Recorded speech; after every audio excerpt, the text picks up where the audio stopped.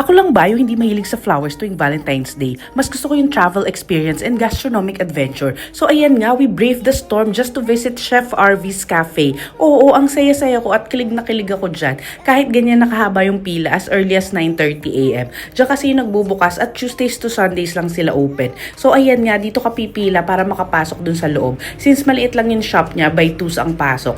So ayan, na-excite na nga kami nung pinapasok kami. Nalula na ako, ang dami kong gustong bilhin. Oo. At mind you, wala silang credit card, wala ding GCash. So, dapat cold cash yung dala nyo. Oo. Pag pupunta kayo dito. So, ayun na nga yung mga bibingka. Oo. Ang saya-saya, excited na excited ako. At ang sarap niya, mind you. At ayan yung iba't ibang pianono at iba't ibang cakes. Gusto ko siyang tikman lahat. Kaya lang kakagaling lang natin sa sakit ng lalamunan.